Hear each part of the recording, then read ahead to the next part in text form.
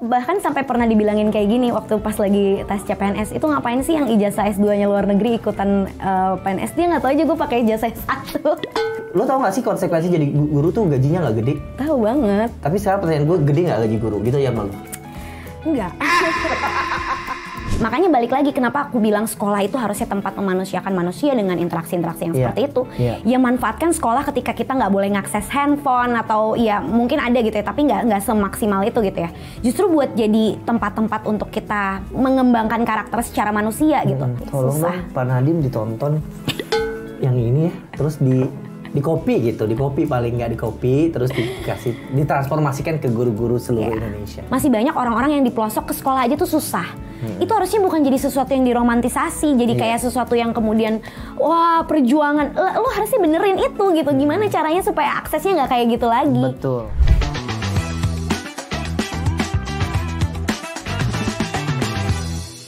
Gali Sulistianingrat, terima kasih sudah main di program Kode Digital Kompas TV. Makasih banyak udah diajak. Halo. Gimana keadaannya sekarang? Baik, sehat. Sehat ya. Gimana kesibukannya, ngapain aja lagi sekarang? Ngajar. Pasti ya. Sekarang sih nambah-nambah konten gitu ya. Jadi Gali Sulistianingrat usianya baru tahun ini akan 30. Tahun 30. Ya Gen Z akhir. Gen Z awal. Betul. Gen Z awal, tapi udah ngajar, terus bersosial media, konten kreator juga gitu. Apa namanya? Sempat ya dari ngajar tapi masih bisa bersosial media. Sempat. Seslow itu kah ngajarnya? Enggak juga sih.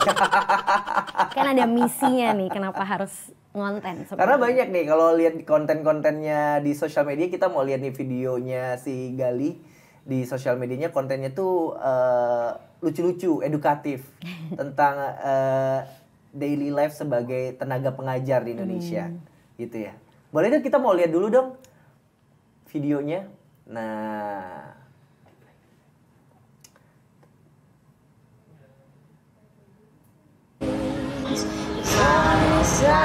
Ya.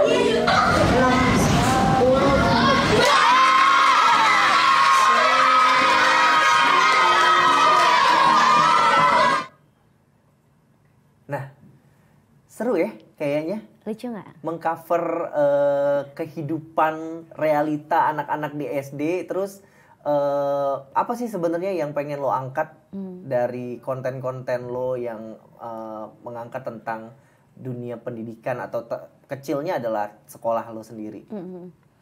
Sebenarnya guru konten tuh banyak ya.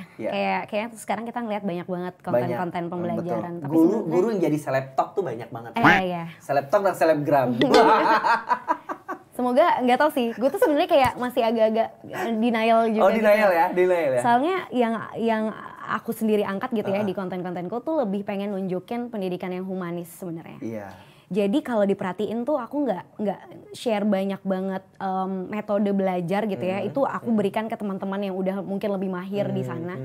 Yang aku fokuskan adalah gimana sebenarnya kita tuh butuh anak-anak tuh juga dilatih secara perkembangan emosional gitu. Jadi nggak melulu tentang akademis atau kognitif gitu. Dan yang bisa melatih itu tuh aktornya guru kan. Karena guru yang akan memfasilitasi itu di kelas. Jadi sebenarnya kita pengen anak-anak tuh juga berdaya gitu ya. Secara manusia mereka bisa mengapresiasi gimana sih usaha temannya, walaupun kayak kemampuan belajarnya tuh pas mulai tuh beda-beda banget kan. Ada yang udah lebih cepet gitu, ada yang mungkin masih perlu pelan-pelan ditemenin gitu. Tapi dari situ tuh kita pengen di sekolah juga anak-anak belajar gimana sih caranya dengan keberagaman yang sebegitu heterogennya. Mereka bisa menerima itu, merayakan itu, dan masih tetap bisa thriving gitu loh. Yang itu yang sebenarnya kan kita mungkin ketika nanti kita dewasa udah kerja tiba-tiba kaget gitu ya, ketemu banyak banget kolega orang, dengan banyak banget karakter. Itu kalau nggak dilatih di sekolah nggak akan bisa. Apa triggernya, Gali?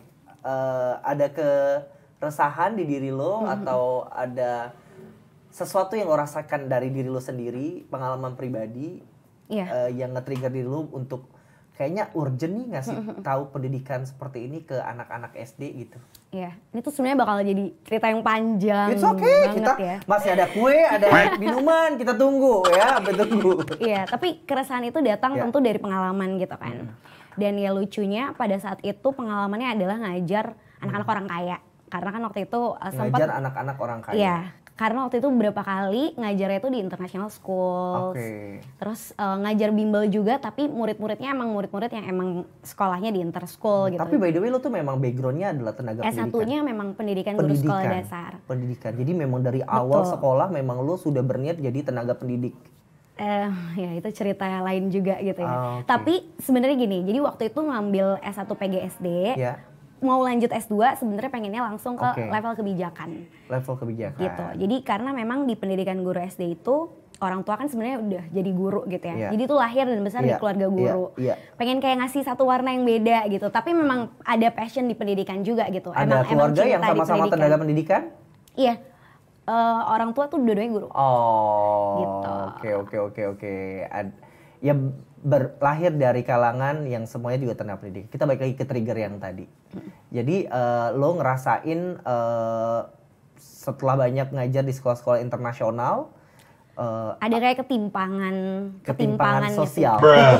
Ketimpangan, iya. Mungkin itu yang ngajarin juga kalau ternyata pendidikan tuh banyak banget, ya kompleks banget gitu loh, multifaktorial. Kayak kenapa anak bisa begini, kenapa anak bisa begitu, itu juga dari latar belakangnya mereka, kondisi sosial ekonomi gitu.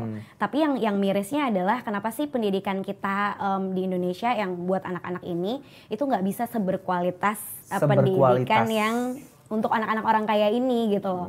Kita nggak ngomongin masalah ini ya, sarana prasarana, lebih ke kayak kualitas pembelajarannya, gimana gurunya, gimana situasi kelasnya gitu loh. Jadi lo by the way kalau udah ditotalin dari awal lo ngajar sampai sekarang udah berapa lama ya cara pendidik?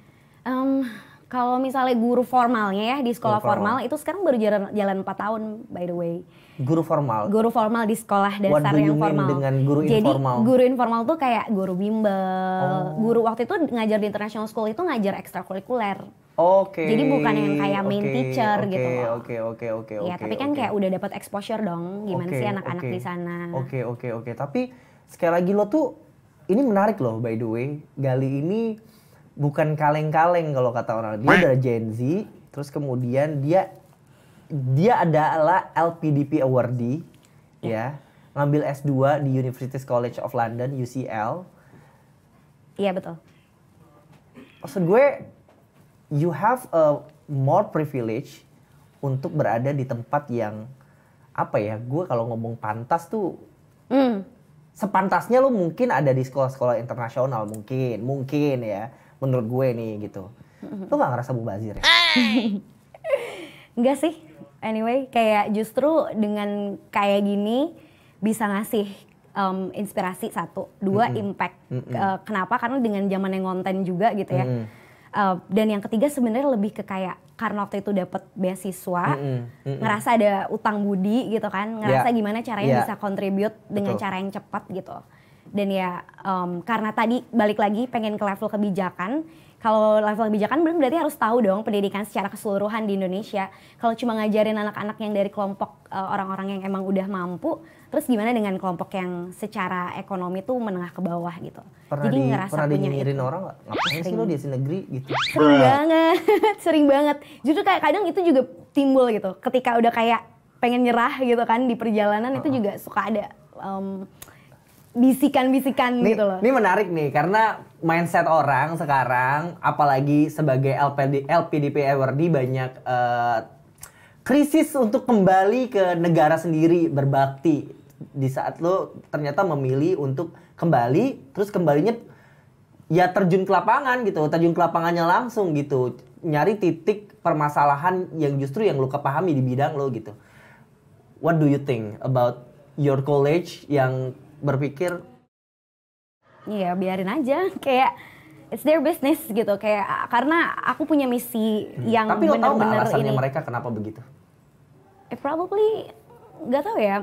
Kalau aku sih selalu mikir kontribusi itu bisa dari apapun. Jadi kayak kalau orang kan sekarang mempermasalahkannya LPDP nggak balik, kontribusinya mana dan segala macam kayak kita siapa sih bisa ngejudge kontribusi orang gitu loh. Kalau menurutku ya. Tapi kalau dari aku pribadi secara kapasitas yang bisa aku lakukan sekarang adalah menjadi guru SD negeri dulu gitu. Jadi ini tuh sebenarnya jadi kendaraan untuk menuju satu tujuan yang lebih jauh lagi gitu. Artinya lo juga punya tanggung jawab apa yang diberikan, kepercayaan yang diberikan oleh negara berupa beasiswa yang diberikan pada lo. Terus kemudian lo kembalikan lagi ke negara, terus kemudian lo benar-benar menyelesaikannya di tempat yang lo rasa butuh. Betul. Gitu. Ini prosesnya gimana sih sebenarnya? Lo jadi guru dulu, terus kemudian dapat LPDP? Apa lo dapat LPDP dulu, terus kemudian lo jadi guru? Enggak, jadi gue dapat LPDP dulu. Jadi dari lulus S1 PGSD itu nggak pernah jadi guru sekolah dasar. S1 PGSD di Indonesia dong? Iya dong, S1 PGSD. Terus abis itu kan jadi gurunya di tempat les-les gitu kan. Iya betul. Nah pada saat itu emang tempat lesnya itu kebetulan ngomongnya bahasa Inggris, jadi full. Terus kita belajar tentang banyak banget metode dari luar gitu. Akhirnya kedorong lah buat ngejar si S2 ini. Oke, setelah gitu. itu baru lo ikut tes jadi guru? Iya, jadi pas pulang kebetulan banget ada tes CPNS. Ikutlah tes CPNS guru ini. Gitu. Nah, PNS terus kayak anyway. Kalau kata mak gue bentar, Gali PNS ya, kalau kata mak gue ada pensiunnya. Tapi ini yang nggak banyak orang tahu, karena waktu gue tes CPNS itu gue pakai ijazah S1. Jadi itu kayak gitu. ijazah S2 gue kayak baik gitu. Untuk sekarang ya. Dan gak segampang itu di PNS ketika kita apply pakai ijazah S1 terus tiba-tiba bisa mau kayak entah itu naik golongan, naik jabatan itu nggak bisa. Jadi kayak pasti orang-orang dalam sekolah kayak saingan baru gue nih, lebih profit nih kayaknya orangnya. Gue bahkan sampai pernah dibilangin kayak gini waktu pas lagi tes CPNS, itu ngapain sih yang ijazah S2-nya luar negeri ikutan PNS, dia nggak tahu aja gue pakai ijazah S1. Kayak gitu. Ya kayak tapi nggak bisa disalahin karena golongan lo akan lebih tinggi. Enggak dong, kan ketika masuk gue pakai ijazah S1 ya sama, semua tuh sama. Jadi yang nggak orang tahu, ini tuh bener-bener yang gue korbanin, mesti ini demi bangsa gitu ya, karena merasa sangat berhutang budi. Ya lo menekan ego juga. Exactly, jadi pokoknya intinya yang orang nggak tahu adalah ijazah S2 gue saat ini nggak bisa dipakai gitu aja. Jadi lo tidak yaudah apply S2 lo sama sekali di profesi lo sampai saat ini? Karena nggak bisa, iya. Jadi waktu itu yang kebuka hanya S1. Dan kalau jadi guru, kalau S1 kita PGSD itu cuma bisa jadi guru SD. Tolong dong Pak Nadine Makarim ini gimana sih? Sistem-sistem begini nih tolong dong yang dibenerin gitu ya. Jadi lo tuh menempuh pendidikan S1 di UNJ? Betul. Beb, jadi lo tau gak sih konsekuensi jadi guru tuh gajinya gak gede? Tahu banget. Tapi sekarang pertanyaan gue, gede gak gaji guru? Gitu ya sama lo? Enggak. Sekarang gini ya, yang orang suka bilang gini, wah lo PNS di mana? Pemprov, wah gede. Itu tuh gede TKD buat orang-orang yang bukan guru gitu. Jadi segitu timpangnya gaji guru walaupun kita udah di DKI gitu. Itu tuh masih timpang. Jadi kayak gue nih misalnya lulus sama-sama CPNS, sama temen yang bukan guru gitu ya. Gajinya bisa jauh banget, nggak ada setengahnya gitu. Jadi emang parah. Oke lah, kenapa sih lo nggak memilih tempat yang menurut gue lebih proper, misalnya dengan kapasitas lo sebenarnya. Tapi dia PGSD sih. Tapi kan lo bisa, maksudnya lebih bukan PNS gitu maksudnya. Level up lah. SMP atau SMA, kenapa harus PGSD gitu? Iya. Kenapa SD? Dulunya PGSD? Ini pertanyaan menarik juga. Ada PGSMA nggak sih? PGSD? Enggak. Semua berawal dari PGSD ya? Enggak? Ada PG PAUD. Oh, PG PAUD. Ada PG PAUD. Terus habis itu PGSD. Tapi nggak ada PG SMP dan PG SMA. Kenapa? Coba dong. Karena pembelajarannya udah spesifik nggak? Udah mapel, iya. Jadi adanya pendidikan biologi, pendidikan sosiologi, pendidikan fisika. Jadi kalau PGSD diajarin jadi wali kelas? Betul. Kalau PGSD kita tuh belajar semua mata pelajaran. One fact nih berarti guru-guru SD belajar semuanya. Semua orang tahu deh, lo aja nggak tahu. Masa sih? Lo tahu emangnya? Dulu pas nggak tahu tuh. Iya, dulu pas PGSD yang ngajar. Lo tahu? Wali kelas yang ngajar dulu satu orang atau banyak waktu SD? Satu. Iya. Nggak pernah merhatiin sih guru SD-nya. Nggak, gue sekolahnya internasional by the way. Oke. Sombong amat. That makes sense. Itu another ketimpangan. Iya, oke. Nggak, mak gue guru agama tahu di sekolah SD. Mak gue guru agama di SD ngajar satu doang agama, nggak pernah jadi wali kelas, beda. Ya, gitu lah. Kenapa kita bahas sama gue ya? Jadi alasan lo tadi kenapa harus PGSD? Karena SD itu jenjang yang paling lama satu. Jadi fondasi itu adanya di SD. Itu transisi dari anak usia dini sebelum dia nanti ke jenjang SMP, SMA. Jadi dalam 6 tahun itu fondasinya perlu kuat secara bukan cuman balik lagi ya, bukan cuman kognitif tapi juga emosi tadi. Mereka mesti matang emosinya, mesti tangguh gitu ya untuk menghadapi berbagai persoalan nantinya di level SMP dan SMA. Gali, kenapa sih terlalu berat mikirnya? Maksudnya terlalu come on, ini banyak banget anak SD ya di dunia ini gitu. Terus, what you expect dari apa yang lo lakuin bakal berimpact pada pada satu hal yang banyak gitu, menurut lo? Ketika lo masih jadi guru di salah satu sekolah aja gitu. Iya, pokoknya intinya gue sih selalu percaya ya kalau kita ngasih pendidikan yang berarti itu tuh akan diinget sama dia. Dan kita kan pengennya generasi kita nih bakal menciptakan budaya baru kan. Ya walaupun cuma segelintir orang 30 anak, tapi kalau nanti terus dia inget ini, nyebarin ke semuanya ya itu pasti akan jadi satu. Lo gak iri ya teman-teman lo kerja di startup gitu, kerja di media kayak gue? Walaupun gajinya gak gede juga ya. Lebih ke fleksibilitasnya ya? Fleksibilitas. Iya, kadang-kadang ada pikiran itu sih. Makanya tadi kan gue bilang jadi guru nih kalau buat gue pribadi mungkin ada teman-teman yang udah jadi cita-cita gitu yang mau jadi guru sepanjang masa. Tapi kalau gue melihat ini kendaraan sih. Sesuatu yang perlu gue jalanin dulu aja. Nah, gue pengen nanya deh, apa setelah lu jauh ke negeri paman bukan Paman Sam. Kalau London. Ayo, negeri apa dong? Gue lupa lagi. Negeri Queen Elizabeth. Udah meninggal. Ya, sudah meninggal. Ya, kita nggak bakal bahas Kate Middleton yang menghilang. Ada culture shock nggak yang lo rasain? Banyak terlebih sih. Di dunia pendidikan. Banyak, dan gue selalu bilang ini, gimana dulu tuh belajar di sekolah tuh kita kan nggak pernah diajarin buat berpikir terbuka gitu ya, berpikir kritis. Nggak boleh mempertanyakan sesuatu, dianggap nanti nggak patuh, rebel. Di Inggris tuh kebalikannya. Kayak kita dikasih tugas tuh benar-benar harus ngekritik sesuatu.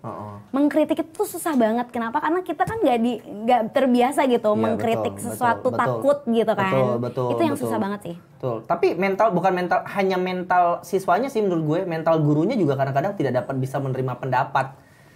Betul. Ya, sebagai mantan siswa SD negeri di kampung, gue merasakan hal itu. Menurut gue Gak cuma di kampung kok, di kota juga masih. Iya, ada batas-batasan jadi siswa tuh yang nggak bisa mengeluarkan pendapat, nggak bisa. Bahkan bertanya aja gitu. Kalau udah di luar out of context, kadang-kadang guru udah malas jawab. Is that true? Betul. Dan masih kadang terjadi? Kayak masih ditanya ya emang kayak gitu, udah nggak usah banyak tanya gitu. Atau emang di bukunya kayak gitu, itu yang miris sih. Tapi pernah ngerasa lelah nggak atau menyerah gitu? Akhirnya kayak udah bodo amat lah, setan dengan sistem pendidikan di negara ini gitu. Ya kan, mending gua ngambil sertifikasi kalau kata guru mah. Emang apa sertifikasi? Tahu deh, pokoknya sertifikasi. Mah gue tiba-tiba sertifikasi aja kerjaannya. Dulu ya, mah gue udah pensiun tapi. Capek sih ada ya. Makanya sekarang tuh ngebantu banget ngonten sih, itu jadi coping mechanism sebenarnya. Jadi kayak ngebangkitin lagi semangat karena banyak teman-teman guru yang punya mungkin kayak keresahan yang sama tapi nggak pernah tahu mau apa sih kayak beraliansi sama siapa gitu kan. Akhirnya nemu konten jadi kayak semangat lagi dan segala macam. Itu sih. Jadi lo tapi gue rasa juga apa yang lo lakuin dari konten itu tidak hanya jadi copy mechanism tapi juga jadi memperluas impact yang lo berikan. Gak hanya di tempat itu kan. Akhirnya lo memberi contoh bagi banyak guru di luar sana, memberikan secercah harapan. Asik. Kita nih sebenarnya nggak dalam konotasi mencela profesi guru sebenarnya, enggak. Tapi kita lebih realistis aja apa yang dilakukan guru-guru di negara ini gitu. Kadang-kadang guru semuanya ya pahlawan tanpa tanda jasa gitu. Kita sepakat itu. Udah nggak boleh lagi tuh. Oh nggak boleh lagi? Nggak boleh pahlawan tanpa tanda jasa. Karena dibayar. Exactly, gitu. Iya. Karena dibayar. Oh gitu? Iya dong. Kalau misalnya iya gini, kalau misalnya kita melihat guru sebagai profesi, kita harusnya udah nggak bilang lagi pahlawan tanpa tanda jasa. Jadi menurut dan itu udah diubah juga, lirik lagu Himne Guru tuh gubahannya juga udah diubah sama Kemdikbud. Wow. Jadi itu udah outdated, tolong ya, jangan lagi sebut guru adalah pahlawan tanpa tanda jasa. Gue masih lagi, makasih ya by the way, gue masih salah. Nyokap lo, aduh, udah menghargai banget. Iya, menerima pensiun lagi nyokap gue juga kan, bener. Lagi lo tuh di beberapa artikel kali.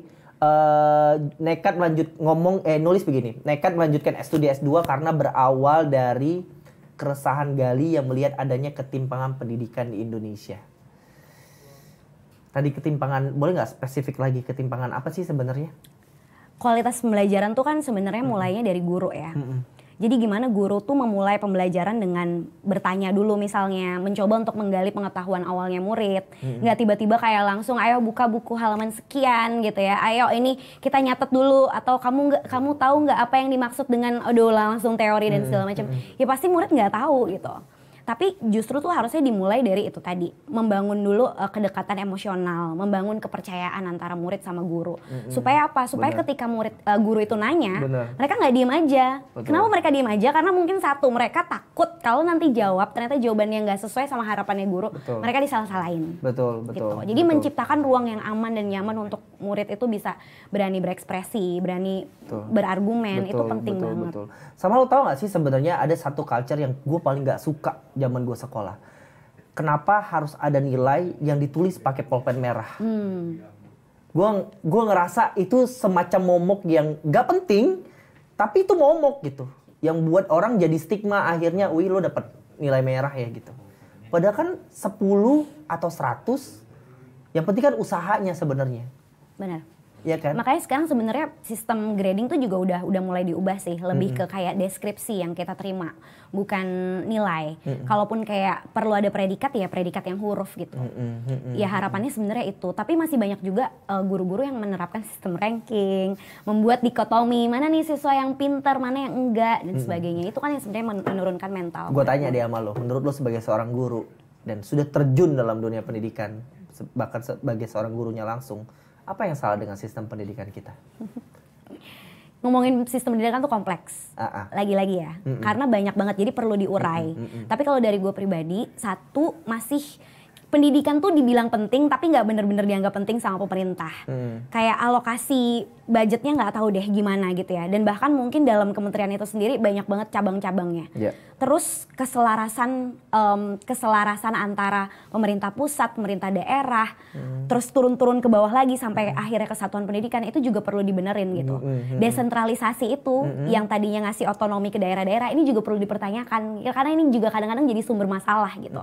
Karena menurut lo beda daerah beda kebijakan apa gimana? Jadi misalnya kebijakan pusat punya sesuatu gitu ya. Kadang diturunin sama pemerintah daerah bisa beda lagi gitu loh. Kayak omongan-omongannya tuh bisa beda. Kadang-kadang itu kayak mereka juga harus ngikutin konflik kepentingannya mereka lah. Akhirnya yang dapat tekanan tuh ke bawah ya jadi dari pengawas, kepala sekolah, guru-guru. Jadi banyak gitu. Tapi kalau menurut gue juga yang paling penting adalah gimana assessment. Tahu nggak assessment? Assessment, pengawasan dan lain-lain. Assessment dulu kan penilaian kita tuh pakai UN kan? Ya. Yang mana dulu wajib. Oh ini assessment untuk siswanya? Assessment untuk murid ya. Jadi pemahaman tentang assessment itu sendiri juga perlu diubah menurutku. Assessment dulu kan kita selalu bilangnya sesuatu untuk menilai ya. Jadi kayak entah dia lulus atau enggak gitu. Betul. Makanya sekarang UN-nya nggak ada. Begitu UN nggak ada, sekarang guru-guru kebingungan. Kenapa? Karena murid-murid juga jadi merasa nggak termotivasi untuk belajar. Tapi sebenarnya yang dipengenin itu kan assessment bukan untuk menilai aja, tapi mengevaluasi sehingga harusnya guru tuh ngajarnya sesuai gitu loh. Sesuai dengan level kemampuannya murid. Nah itu yang perlu dibenerin juga gitu loh. Kayak sekarang tuh guru-guru nggak ada alat yang bener-bener bisa ngebantuin dia di lapangan. Kenapa? Karena semuanya dianggap udah bisa gitu sama pemerintah. Jadi kayak pengennya tuh mandiri, ayo didukung supaya belajar mandiri. Udah nggak ada lagi pelatihan-pelatihan. Jadi tenaga pendidikan kita tidak dipersiapkan untuk sistem yang... Dan harusnya sistemnya udah berubah. Harusnya mulainya bukan dari guru aja, tapi dari pendidikan keguruan. Harusnya dari kuliah kampus-kampus keguruan gitu. Sebelum dia dicetak jadi guru, ya harusnya di situ mereka benar-benar ditempa. Sedangkan baru tahu Ki Hajar Dewantara aja begitu udah jadi guru. Ini masalah generasi gak sih menurut lo? Masalah generasi, kompleks banget sih menurutku. Kompleks. Sudah cukup terlambat? Atau masih ada waktu untuk melakukan perubahan itu? Atau kita nunggu aja tuh generasi selesai? Nanti juga lama-lama kita berubah. Masih ada harapan sih ketika semua itu mau mengakui kalau memang ada yang salah di sistem pendidikan kita. Nah, itu sebenarnya pertanyaan gue. Gue kan dengan berubahnya tadi ujian nasional ditiadakan kan gue berpikir ini berarti berorientasi pada proses ya. Siswa dimotivasi, distimulasi untuk menghargai proses, terus kemudian tidak kalau kayak gue dulu yang penting udah belajar urusan belakang, nyontek aja lo di ujian nasional gitu kan. Betul.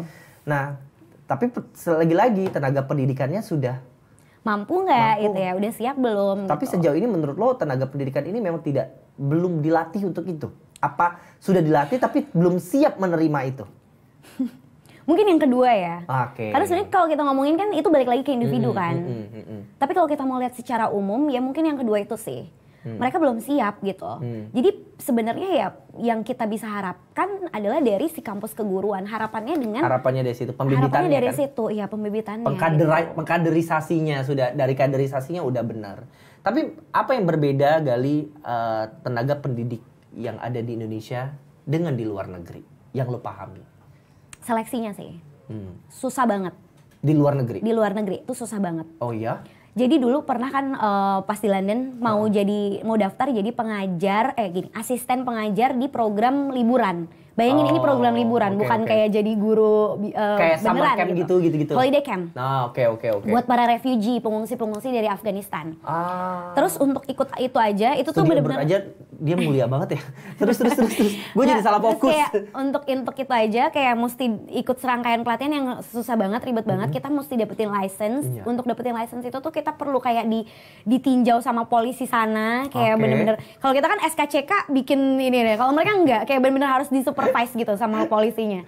Terus kita harus ikut satu, ini menurut aku menarik banget. Waktu pas aku ngajar di International School kita juga dapat ini. Nama materinya adalah safeguarding. Safeguarding ini ngajarin kita jenis-jenis kekerasan. Jadi aku pernah punya konten juga tuh tentang jenis-jenis kekerasan di Instagramku. Nah itu sebenarnya aku ambil dari Permendikbud. Tapi Permendikbud tuh baru tahun 2023 kemarin ngeluarinnya. Sedangkan negara-negara luar tuh udah lebih aware dari itu. Oke. Applicable kah di Indonesia? Applicable banget, kita jadi tahu jenis-jenis kekerasan itu ternyata kalau misalnya gurunya aja melakukan itu, ya murid-muridnya udah pasti ngelakuin. Nah ini menarik karena kita ngomong masalah kekerasan, ini identik dengan bullying. Dan bullying ini akhir-akhir ini kembali viral kan di salah satu sekolah di Indonesia. Betul. Sekolahnya nggak negeri, Neng. Sekolahnya international school. Yes. What do you think?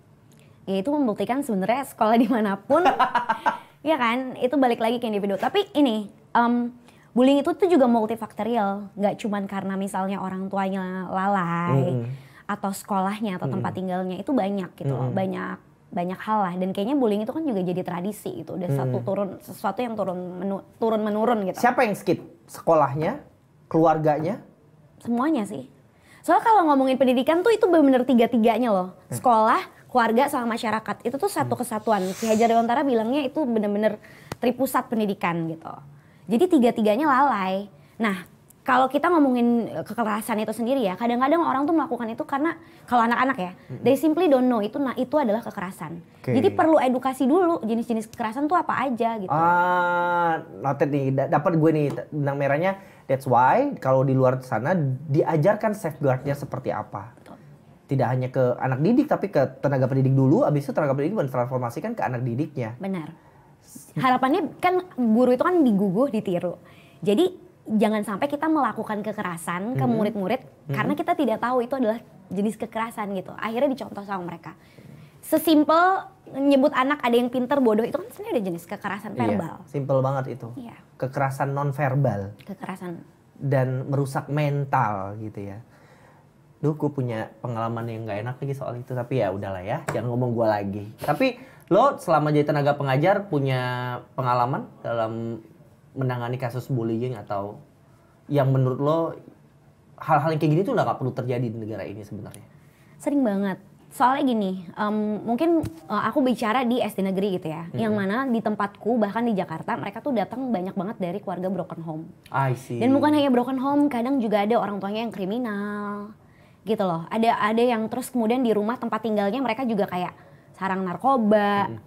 Ngomongnya di rumah mamanya tuh yang kayak ngata-ngatain dia dan segala macam. Ngata-ngatainnya tuh udah ngata-ngatain yang level parah banget gitu. Ya udah, jadi ya itu mereka udah mendapatkan kekerasan dari di rumah ya udah pasti mereka akan melakukan itu di sekolah. Beb, kalau ngatain nama bapak tuh bullying gak sih? Ngaku lo, pasti lo pernah kan zaman sekolah? Pernah lo? Pernah kan? Coba deh. Bullying itu atau kekerasan itu kenapa sih? Maksudnya kita bisa bilang itu kekerasan kalau apa? kalau kan itu kan pasti menyakiti. Ya, exactly, menyakiti ya kan. Jadi itu yang perlu ditekanin dulu di kelas. Jadi tuh biasanya aku selalu mulai dengan kesepakatan. Ngomongin bullying, kamu merasa sakit hati ketika apa nih? Kita list dulu. Oh kalau ternyata diomongin nama bapak kamu ternyata sakit hati ya berarti itu kekerasan. Berarti kita nggak boleh nih melakukan ini di kelas. Enaknya apa ketika udah bangun kesepakatan kelas, kalau ada anak-anak yang lupa atau melanggar, nasihatinnya tuh enak banget. Kamu inget gak kan kita udah sepakat nih apa aja ya waktu itu kesepakatannya. Jadi gak merasa seperti aku yang menghukum dalam tanda kutip atau jadi orang yang paling berkuasa mau kayak ngapa-ngapain dia gitu. Jadi kayak merasa superior atau inferior. Ini salah ini enggak gitu. Apa bedanya akhirnya lo sama yang lain-lain kan gitu. Itu cara lo untuk menyadarkan bahwa ini bullying atau enggak. Ada cara lain lagi nggak yang selain yang biasa lo aplikasikan di dalam sehari-hari lo mengajar? Selalu ada ruang buat kita mengapresiasi sesuatu. Jadi misalnya kayak setelah selesai belajar itu aku akan contohin ke mereka untuk mengucapkan terima kasih sama kebaikan-kebaikan yang udah temennya lakuin. Aku akan mulai dulu misalnya kayak makasih ya, misalnya aku sebut nih nama muridku. Tadi kamu udah bantu ibu hapus papan tulis di kelas tanpa ibu suruh gitu. Nah coba sekarang giliran kamu dong sebutin satu kebaikan temen kamu, sebutin namanya, bilang terima kasih udah baik sama kamu hari ini, sebutin apa yang dia lakuin. Jadi dari apresiasi muncul rasa sayang gitu kan, rasa sayang sama temennya juga. Dari rasa sayang berkembang jadi rasa menghargai, empati, sehingga itu akan bikin mereka sungkan kalau nanti melakukan kekerasan, entah itu kekerasan verbal atau bahkan kekerasan fisik. Dan anak-anak aku tuh bangga banget ya. Mereka masih kelas 4 SD udah tahu kekerasan seksual tuh apa aja. Dan udah dengan willingness-nya mereka sendiri gitu ya. Mereka ngaku ke aku gini, Bu, ibu tahu nggak? Waktu kelas 2 tuh kita ternyata melakukan kekerasan tau Bu. Soalnya kita tuh nggak tahu Bu. Kita nggak tahu kalau itu namanya kekerasan. Makasih ya Bu Gali udah ngajarin kita. Itu aku kayak, berarti emang berdampak banget. Iya, works. Ternyata apa yang diajarkan sama Gali nggak sia-sia. Dan ya nggak semua anak sekolah akhirnya punya privilege itu sebenarnya. Dan akhirnya mereka jadi bisa berani speak up ketika digituin sama orang tuanya. Aku selalu bilang itu hak kamu untuk bilang kalau kamu nggak suka, karena kamu tahu itu namanya kekerasan.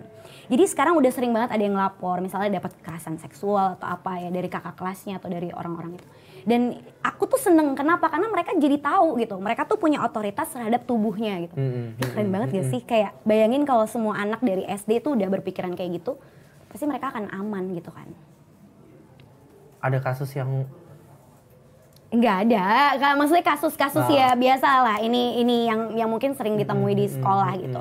Tapi dengan adanya edukasi itu mereka jadi berani ngomong gitu. Betul. Berani ngomong, nggak terus merasa kayak ya udahlah gue pantas kali ya diginiin gitu. Akhirnya nurunin self worth-nya mereka gitu kan. Tapi sebenarnya yang jadi concern gue adalah at the end adalah pembelajaran seperti ini akan menghasilkan mentalitas dan attitude yang baik. Karena kata orang banyak generasi muda, apalagi generasi Z sekarang yang dicap sekarang banyak yang pintar tapi attitude-nya nggak punya gitu. Ini kan labeling orang gitu. Menurut lo? Jadi gini, Gen Z itu kan lahir udah digital banget ya semua. Akhirnya mereka nggak ngerasain tuh gimana interaksi kalau nggak ada ruang digital. Makanya mereka kenapa karakternya kayak gitu ya karena nggak terbiasa aja gitu.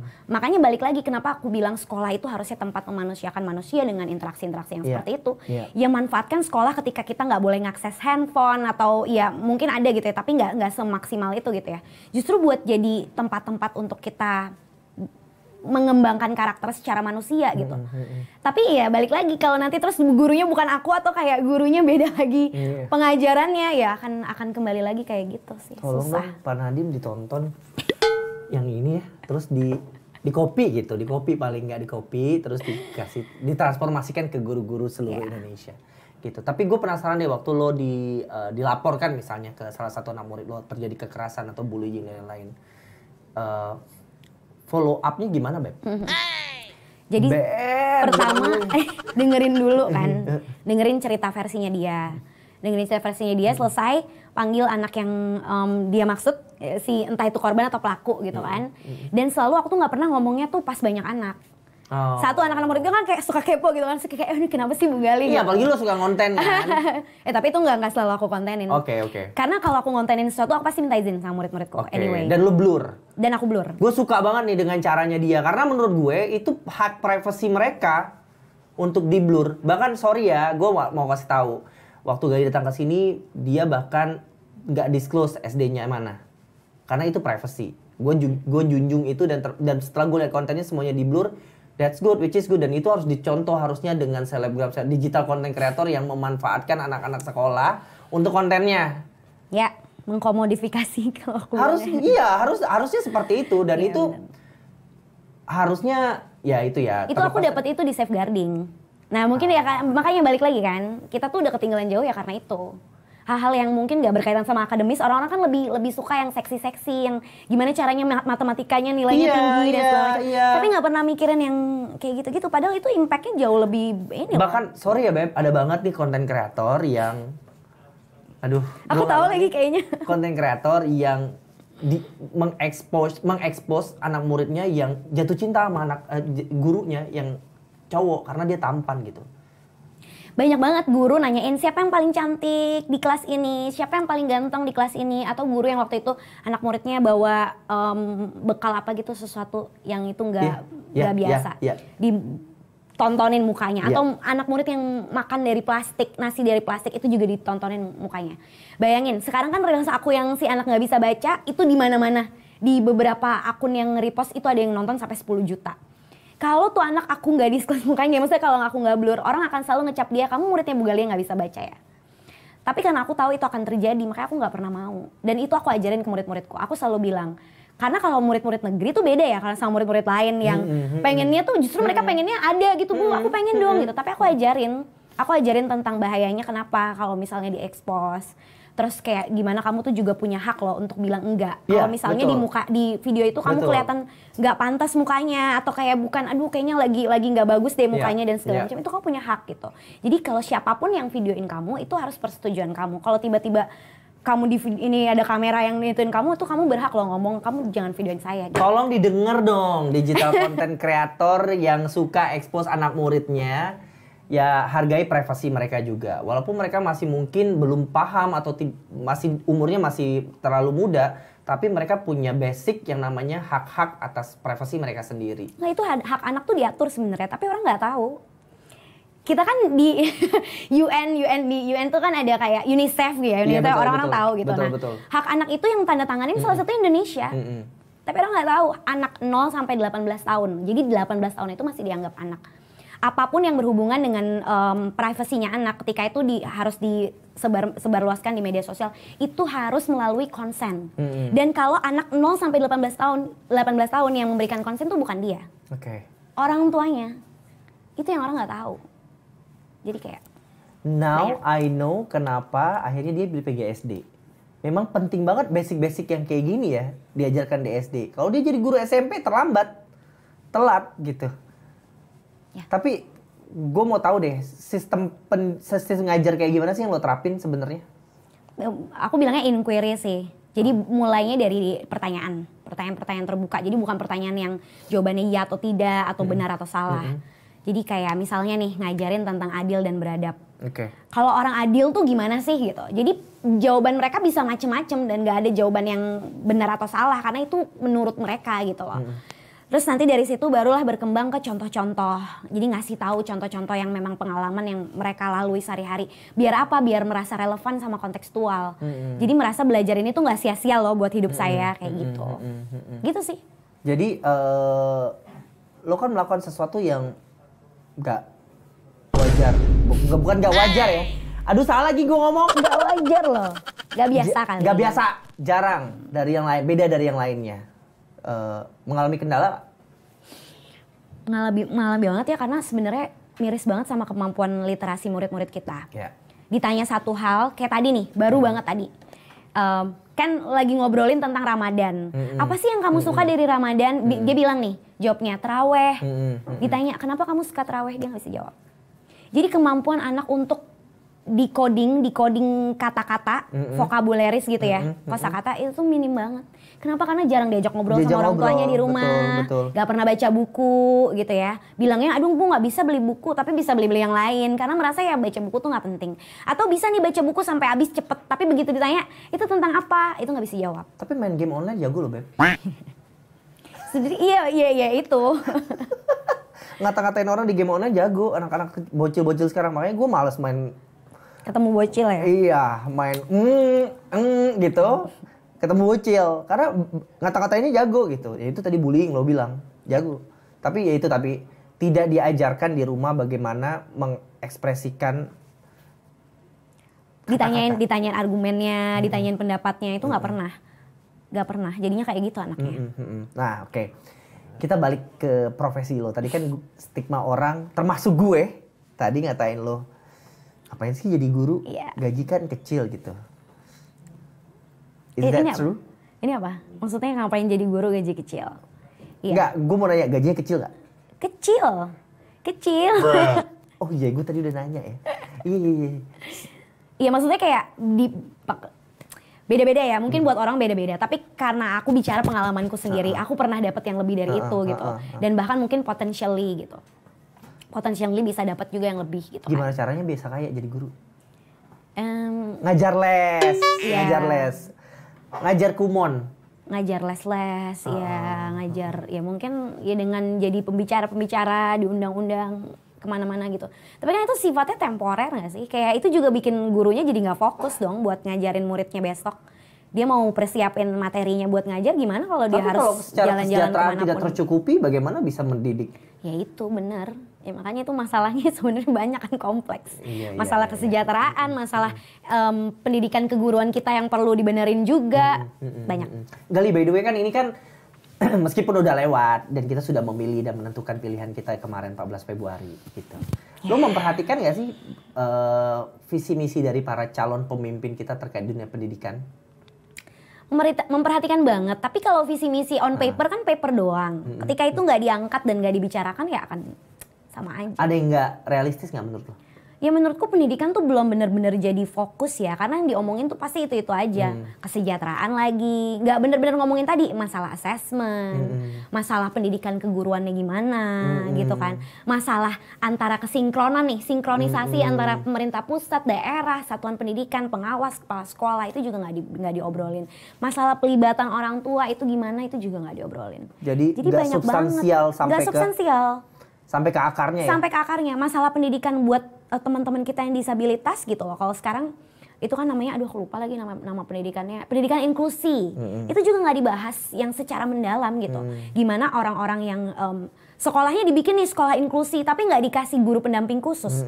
Guru-guru yang nggak dapet basic tentang inklusi, tentang murid-murid yang punya disabilitas kan juga kebingungan ngajarinnya gimana gitu. Iya, benar itu benar. Banyak hal yang nggak dibahas. Sebelum pemerintahan baru, meskipun nggak baru-baru banget ya, kan keberlanjutan ceritanya. Sebelum mereka menjalankan pemerintahan yang baru, apa sih harapan lo dengan sosok pemimpin baru yang akan mungkin punya prioritas-prioritas baru? Ada titipan pesan? Kasih ruang buat guru tuh mengeluarkan pendapatnya sih. Kasih ruang buat guru tuh berpendapat, berbicara gitu ya, apa yang sebenarnya dia butuhkan gitu. Karena ya selama ini cuma kayak apa ya, sugar coating aja gitu. Nggak beneran di-address, nggak beneran dibenerin gitu masalahnya. Dan ya balik lagi, kalau menurutku kesejahteraan udah pasti, itu udah pasti jadi masalah. Tapi sebelum ngomongin sejahtera, kita lihat dulu juga pendidikan keguruannya udah bener atau belum. Seleksi keguruannya juga udah oke atau belum. Ya gitu deh, banyak banget deh kayaknya hal-hal yang perlu diberesin dari sana. Jadi lo ngerasa banyak banget, nggak usah muluk-muluk deh. Yang kecil-kecil aja dulu, yang basicnya dulu, fondasinya dulu gitu ya. Sampai sejauh ini sudah ada kemajuan? Gimana ya? Kalau dari segi teknologi itu udah banyak. Karena kan sekarang pelatihan tuh dibikin pakai platform ya. Tapi kalau dari segi carut-marutnya gitu ya, khawatir justru malah makin banyak orang yang kontra dengan kebijakan-kebijakan yang sekarang gitu. Ya gitu sih. So, the question is, what's next? Ya, Pokoknya aku rasa pertama kalau mau ngomongin pendidikan dan kita spesifik guru gitu ya, itu harus dibenerin pendidikan keguruan. Kedua udah pasti juga kesejahteraan gitu ya. Permasalahan tentang guru honorer ini juga jadi sesuatu gitu. Aku bicara kayak gini karena aku guru PNS gitu. Sebenarnya aku nggak enak banget sama teman-teman yang honorer. Karena honorer tuh gajinya lebih lagi, lebih memprihatinkan lagi gitu loh. Gue setuju, karena banyak teman gue juga. Benar. Akses pendidikan harusnya tuh ya di tahun sekarang kalau kita ngikutin SDG Sustainable Development Goals, kita tuh udah nggak ngomongin akses lagi, tapi ngomonginnya tuh kualitas pembelajaran. Masalahnya Indonesia tuh luas banget secara kondisi geografis. Masih banyak orang-orang yang di pelosok ke sekolah aja tuh susah. Itu harusnya bukan jadi sesuatu yang diromantisasi, jadi kayak sesuatu yang kemudian wah perjuangan, lo harusnya benerin itu gitu. Gimana caranya supaya aksesnya nggak kayak gitu lagi. Betul. Biar guru-gurunya juga ke sekolah tuh, selama ini yang di highlight absen kan, gurunya absen. Ya bisa absen kenapa? Karena akses jalannya nggak ada gitu loh. Tempat tinggal yang lebih dekat mungkin juga nggak disediain. Itu sih, jadi udah saatnya kita bukan lagi ngelihat masalah-masalah ini justru jadi sesuatu yang jadi kayak success story atau kisah inspiratif. Udah gak kayak gitu, justru gimana ngebenerin itu semua gitu loh, pelan-pelan, satu-satu. About your plan? Oke, ini balik lagi. Dan aku udah sering ngomong, kalau mungkin aku bukan jadi contoh role model guru yang baik. Kenapa? Karena aku gak menjadikan guru tuh sebagai profesi yang nantinya sampai akhir hayat gitu. Tapi justru aku punya satu mimpi gimana apa yang udah aku punya sebagai pengalaman yang menurutku sangat kaya ini, sangat ngebantu aku, itu untuk bisa berdampak lebih besar lagi di skalanya tuh skala nasional. Entah itu jadi pemangku kebijakan gitu ya, entah mungkin bisa bikin sesuatu yang lebih bisa ngebantuin murid dari semua daerah dan juga guru-gurunya. Kalau setelah podcast ini ada surat datang ke rumah lo dari Kementerian Pendidikan Kebudayaan untuk meminta seorang Gali bergabung di kementerian, tidak lagi jadi tenaga pengajar. Iya. Sudah waktu yang tepat atau nanti dulu menurut lo?